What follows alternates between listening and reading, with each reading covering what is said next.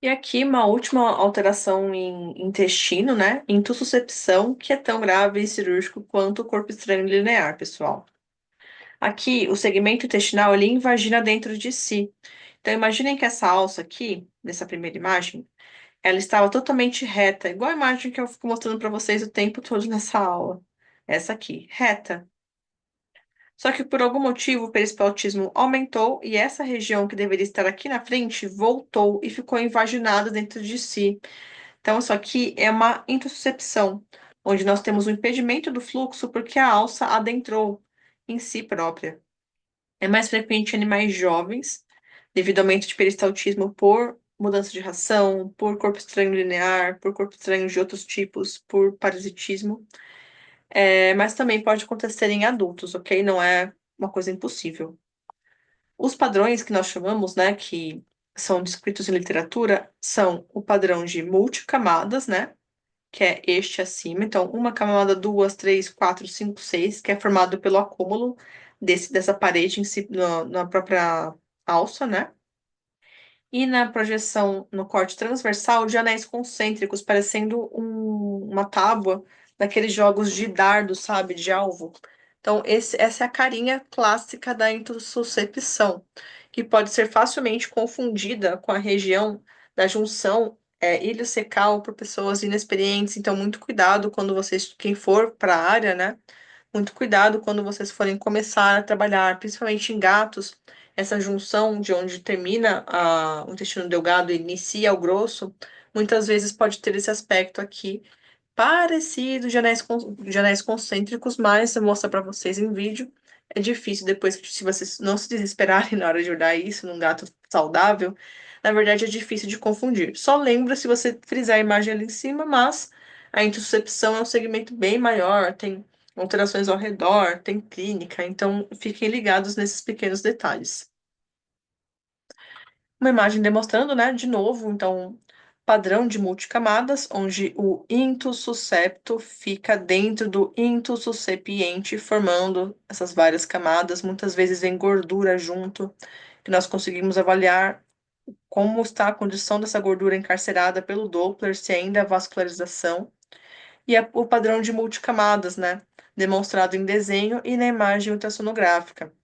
É muito interessante lembrar, né, por essa imagem mostrando os vasos, que toda vez que acontece qualquer alteração deste tipo, seja plissando no corpo estranho linear, seja encarcerando a alça na intussuscepção, os vasos que fazem a vascularização da parede, eles sofrem juntos, eles são estrangulados junto.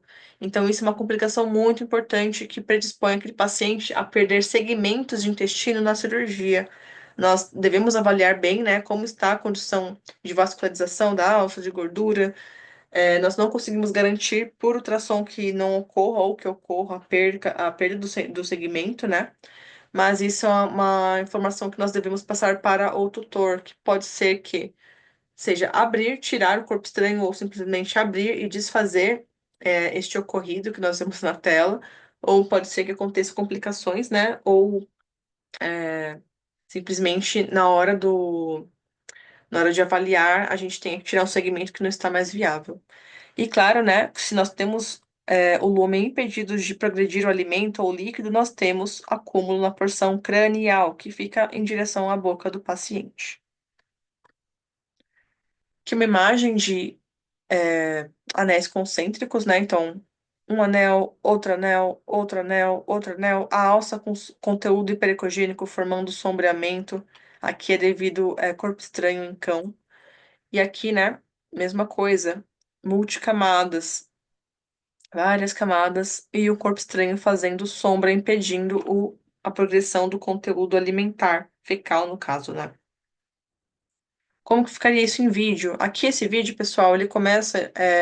Eu lembro que era um paciente que ele chegou, era um paciente jovem, era um paciente que chegou com já o histórico, né? A doutora já falou para mim que é, tinha ingerido corpo estranho, que tinha. Era um filhote que. Ele tava tudo de errado, né? Ele lembra que ele tinha ingerido corpo estranho, ele não era vermifugado, várias coisas que predispõem ao aumento de peristaltismo e à ocorrência de intussuscepção. Aqui no começo do vídeo, nós vemos o padrão de anéis. demonstrando uma alça em cima da outra. Essa parte hiperecogênica, que é a gordura, nós vemos vasos aqui. E depois eu mudo a posição da probe mostrando o padrão de multicamadas. Então, aqui, padrão de multicamadas. Uma camada, outra camada, outra. E aqui de anéis, né? Mostrando a intussuscepção. E nós tínhamos outro segmento dilatado por líquido, né? Devido a esse acontecimento. Lembro que esse cachorro tinha mais de uma. Foi uma das primeiras vezes que eu vi. Paciente com vários focos. E o peristaltismo continuava bem aumentado. Então, novamente, vai mudando a aparência conforme o ultrassonografista muda o posicionamento da mão, né? Então, eu mudava o posicionamento, mudava a característica. Então, guarda essa imagem na cabeça de vocês de uma alça dentro de outra, que é muito comum em filhotes, mas pode acontecer em adultos, ok? E partindo para a última parte da aula, né, que nós falamos rapidamente sobre glândulas anexas. São glândulas que são associadas ao intestino e estômago para fazer a digestão, que são basicamente o fígado e o pâncreas. Aqui, pessoal, no fígado nós vemos sempre a vesícula biliar, parênquima hepático, aqui a gordura falciforme e aqui parede de vaso. Quando o fígado ele tem uma alteração aguda, nós vemos redução da ecogenicidade do parênquima. Geralmente aqui, microscopicamente, é associada a necrose hepatocelular. Com o tempo, com essa inflamação se tornando crônica, nós temos fibrose. O que pode causar isso? Inúmeras coisas. Vocês verão bastante em laudo o termo processo reacional, toxemia, inflamação sistêmica. Então, isso aqui acontece, gente, uma hepatite aguda devido a uma grande quantidade de coisas, seja literalmente uma intoxicação, seja reação a fármaco, seja um processo inflamatório infeccioso, por exemplo, piometra, alteração no intestino, desidratação. É muito difícil olhar essa imagem e falar exatamente por que que esse fígado está hipoecogênico, a gordura está tão evidente assim, esses vasos tão evidentes, por que que ele está com essa alteração? Mas nós temos uma lista de alterações. Isso aqui basicamente é uma conversa entre o clínico, o tutor e o médico veterinário, né? Responsável pelo caso para tentar encontrar o motivo. E é claro, né, gente, que nós devemos biopsiar os órgãos e aqui, para ter uma noção perfeita do que está acontecendo, apenas pegando um segmento e fazendo uma biópsia, ok? Aqui já nós temos uma doença hepatobiliar comum em gatos, que é a lipidose hepática felina. Olhando a macroscopia, nós temos esse fígado gorduroso, né, laranja, com as margens arredondadas. Então, lembre-se da imagem da primeira aula, da primeira parte da aula, onde eu mostro um fígado com a coloração normal, que é aquele bordô, aquele fígado mais escuro. Que nós temos ainda um resquício do que seria a cor dele, mas nós temos um fígado gorduroso. Isso aqui é bem comum em gatos, podendo ser primário ou secundário, sendo a forma secundária mais comum. Então, nós temos aquela velha história do gato que simplesmente para de comer por mudança de hábito, mudança de rotina, e nós temos o acúmulo, né, de conteúdo de gordura nesse fígado, né, devido à deficiência de aminoácidos.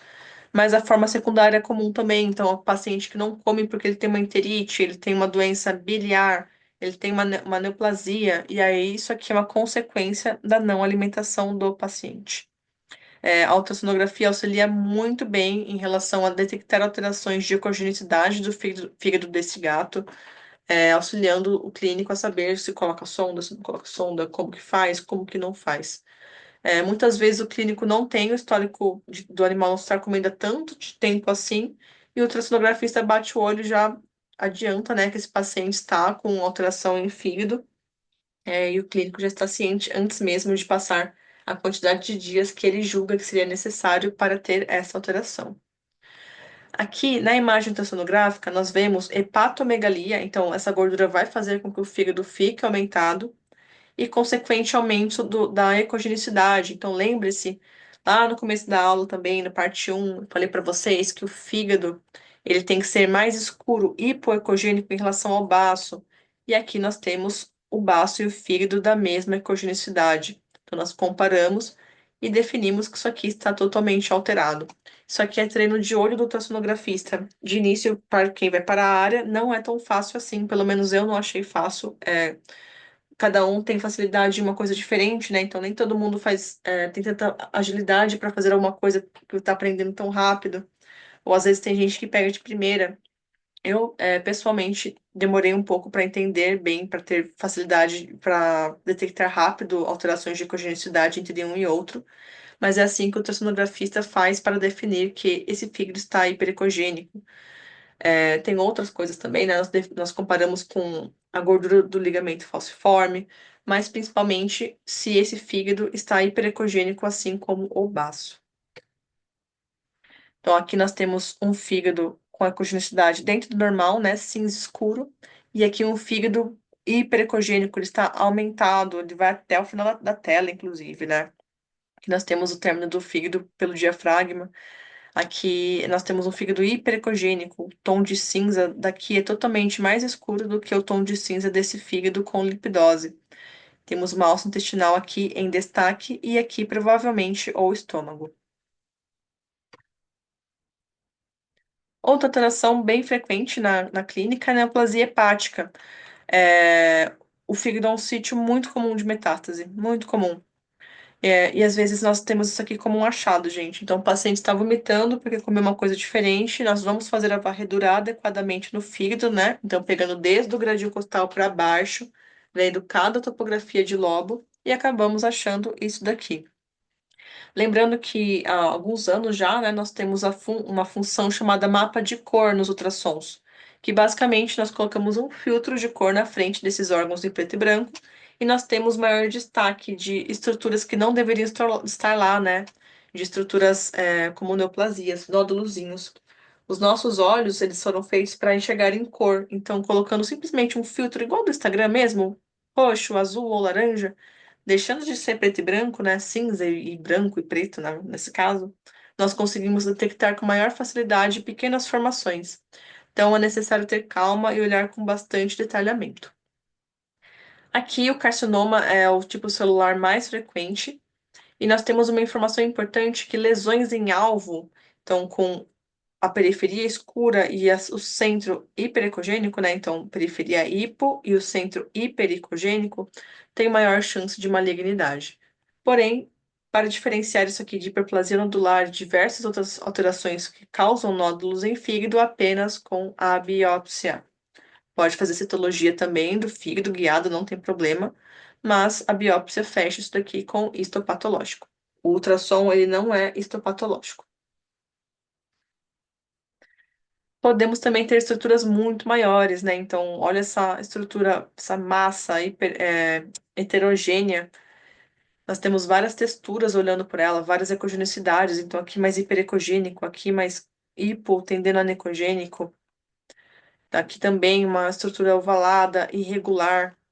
Outra estrutura nodular de aspecto bem diferente. Aqui, na verdade, parece mais cístico, né? Faz reforço acústico. Aqui, estruturas nodulares ao redor da vesícula biliar, aqui com bastante lama. Então, nós temos várias aparências, pessoal.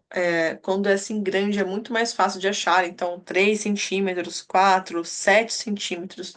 Mas é necessário olhar com calma cada parte do fígado. Lembrando que, às vezes, metástases miliares, às vezes não, né? Metástases miliares não são vistas com facilidade muito menos quando é infiltrado neoplásico, por exemplo, por mastocitoma, linfoma. Nem sempre nós conseguimos ver com facilidade. Isso aqui é passado batido, ok? O ultrassom tem maior sensibilidade para estruturas, nódulos mesmo, em fígado e baço e outros órgãos. Que, por exemplo, o paciente tinha ido para a consulta porque ele estava sem comer. Era um paciente idoso, ele está vivo até onde eu sei, né? Estamos em 2024, mas eu encontrei as estruturas dele recentemente em aula prática e ele está vivo. Isso foi há cerca de 2 meses atrás. Eu vi essa vesícula biliar com lama, né? Biliar. Então, essa parede fina e pericogênica comportando a bile e o sedimento aqui embaixo.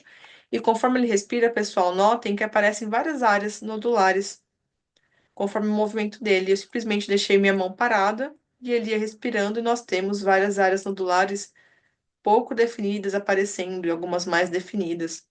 Esse paciente não fez biópsia, não fez nenhuma investigação, foi só acompanhando por ultrassom. Essa da época que eu era contratada no setor da Unixul, né, de imagem.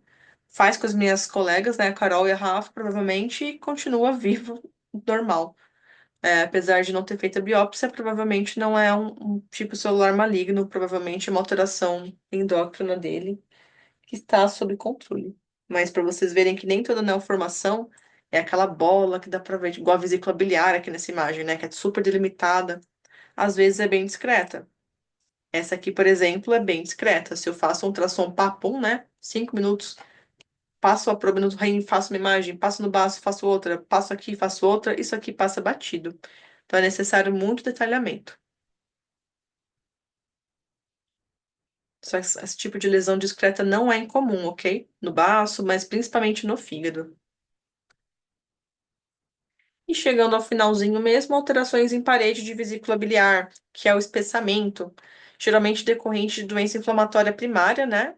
Uma colecistite na própria parede, ou até sistêmica. Então, uma insuficiência cardíaca pode causar um edema de parede de vesícula biliar. Aqui nessa imagem, a gente tem uma imagem longitudinal de ultrassom, pegando o fígado e a vesícula biliar de um cão que tem doença congestiva direita. Então, nós temos uma parede espessada aqui entre os cálipers, essas cruzezinhas se chamam cálipers. Então, eu venho com a probe, coloco a probe em cima dessa região, friso a imagem, né, congelo a imagem, coloco um caliper aqui e sigo até aqui e ele vai nos dar a medida. Então, essa parede está espessada, então eu vejo as 3 camadas dela, inclusive. Geralmente, a vesícula biliar, a gente vê uma linhazinha branca, igual aqui, ó. Só essa linhazinha branca. Olha a diferença de parede, né? Então, isso aqui é uma alteração sistêmica que reflete em vesícula biliar. Então, geralmente, a gente fala de hipertensão portal ou anafilaxia por picada de inseto, não é tão incomum, pelo menos na minha rotina. Hipoproteinemia, né, por edema, e insuficiência cardíaca direita, igual nesta imagem. E apesar de menos frequente, dentro da parede, na parede, dentro da vesícula biliar, na face luminal, nós podemos ver pólipos e neoplasias. E pode haver ruptura devido a mucocele ou trauma, por mais que trauma seja menos comum para causar esse tipo de observação. De observação não, desculpa, de alteração. Diferente da lama biliar ou sedimento biliar, geralmente aqui nós chamamos de lama, né? Que é uma coisa super comum. Eu falei para vocês que a ruptura por trauma é incomum, né? Então, isso aqui é um achado geralmente em pacientes idosos, devido a um metabolismo mais lento, né? Ou pacientes de jejum prolongado.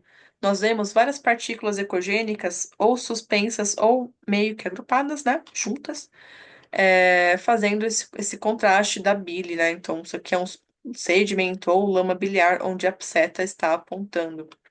Então, partículas ecogênicas suspensas, é, ao conteúdo anecogênico, que é a bile que deve ser diferenciado, né, sempre de mucocele imatura por manobra de balotamento ou mudança do decúbito do paciente. Se nós temos uma mucocele, que é o desprendimento de fragmentos de muco, que é uma situação muito mais grave, ela não é móvel, esse conteúdo não é móvel quando nós fazemos o movimento, né? Nós também temos um paciente com lama biliar e partículas pretas anecogênicas no meio. Que nós temos alguns exemplos, né, desculpa, da lama biliar. Então, aqui nós temos uma parede espessa, né, ela não tá aquela parede bem fininha, igual eu mostrei naquele vídeo do fígado, e associado nós temos partículas fazendo como se fosse uma névoa, né, dentro dessa bile, são bem sutis, mas fazendo uma opacificação difusa. A bile tem que ser anecogênica, igual essa parte lateral da imagem, aqui nós temos um cinza. Aqui, né, nós temos um fígado bem hipericogênico, bem mais claro, uma parede espessa também, medindo 0,61 é bastante. E aqui um conteúdo, várias partículas hiperecogênicas, deixando a bile com aspecto bem denso. Então, duas imagens de lama biliar. É mucocele que eu falei para vocês, né, que nós temos que fazer o diferencial em relação à lama. Aqui nós temos uma alteração, gente, que é uma hiperplasia mucosa cística. E ela acarreta um aumento do muco produzido, gerando inflamação associado. Geralmente, pacientes com adrenopatias apresentam maior predisposição. Então, síndrome de Cushing, por exemplo. Que nós observamos fragmento de muco, né? Olha como fica grumoso esse conteúdo ao abrir a vesícula biliar, né? Isso aqui é uma imagem de necrópsia. É, E a gente vê esses fragmentos de muco no meio da lama biliar, né? O sedimento no estágio inicial.